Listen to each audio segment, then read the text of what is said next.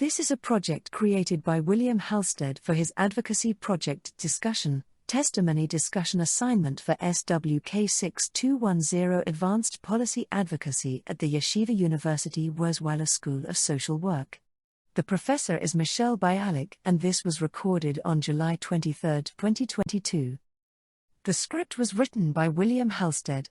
The recording was done by Richard Porto. The video is followed by a references page. If you have any questions, please email William Halstead at whalstea@mail.yu.edu. For this project in Advanced Policy Advocacy, the student was expected to create a video, advocating for a specific policy and make any needed suggestions for changes to improve that policy. The student had to field and share their own testimony. William Halstead had to prepare his testimony. He had to pretend that he was testifying in front of a committee of the legislative body most appropriate to this policy issue. To do this, William Halstead, with the help of Richard Porto, prepared a video, testifying to the need for family reunification after a child has been placed outside of their home of origin by their local Department of Human Services. In Colorado, this would be under the auspices of the Child Welfare Sub-Policy Action Committee. Thank you, Representative Jim Homler and Director Jill Cafford. My name is William Halstead, and I am here to represent the El Paso County Department of Human Services. The reason why I'm here today is to go ahead and present to you an essential or critical issue that the state faces. I am a social caseworker with the El Paso County Department of Human Services. I am also a graduate student at Yeshiva University Wurzweiler School of Social Work, working on my Master of Social Work degree. I work in the ongoing unit with very young children.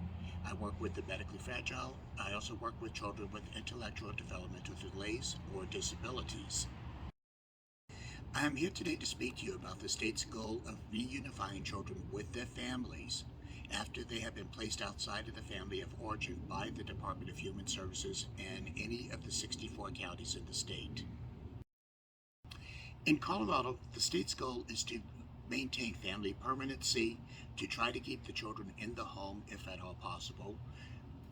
The goal, once the children have been removed from the home and placed outside of their family home, is to be able to reunify the children with their families after they follow various steps, respond to various interventions in order to be able to improve the safety of the child in the home. The state of Colorado passed in 1998 a House bill to go ahead and reflect the federal government's goal of reunifying children with their families, or being able to place them for adoption when the families fail to go ahead and be able to participate effectively with the goals of the Department of Human Services for reunification.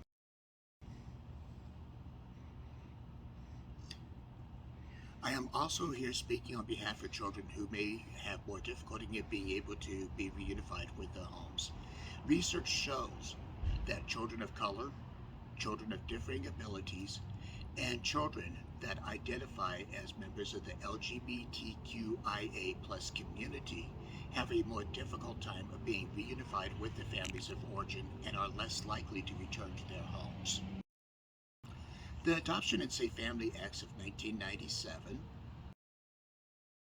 and Colorado House Bill 98-1307 both reflect the goal of reunification for the children and finding permanency placement for children when necessary.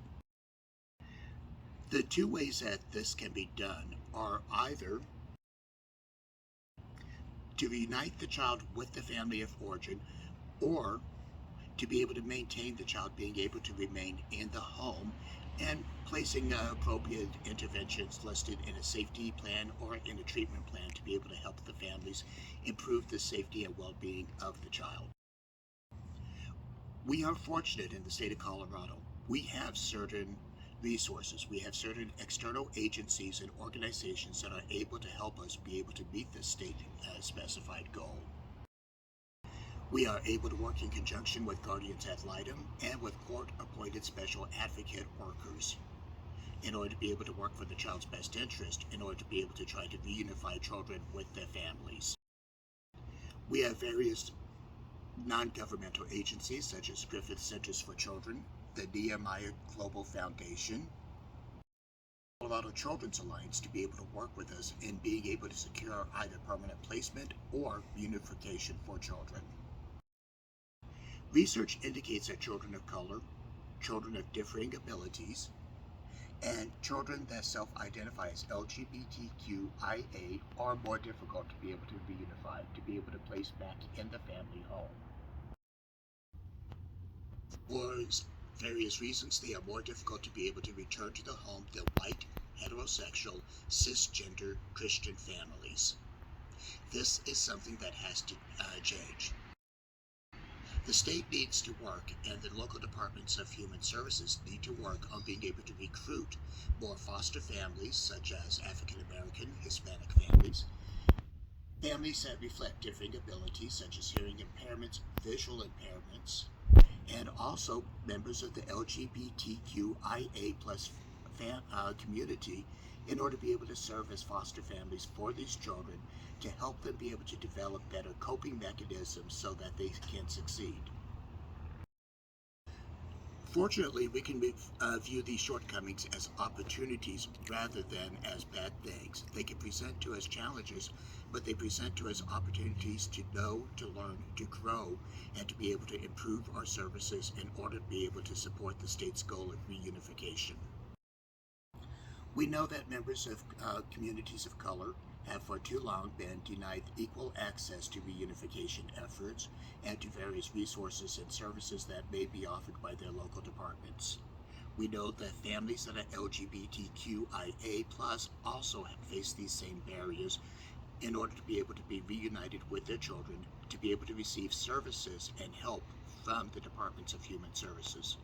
The same also applies to families where the parents have differing abilities than what you see presented on television as the idealized family. We need to actively go out into these communities and recruit adults to serve as foster families and to be able to work with other families in the same situation so that they can be able to receive the assistance and resources that they need so that the family can be made whole again. These are very real challenges to being able to help the children in the state of Colorado. We see on the news how many people object to families that are LGBTQIA+. We must work to overcome these barriers through public education and through recruiting people to be able to work with these families, to be able to support and affirm these families as who and what they are. We must not let these challenges prevent us from doing what is morally right and just, what is necessary in order to be able to preserve the family unit. I want to thank you for your consideration in this very important matter.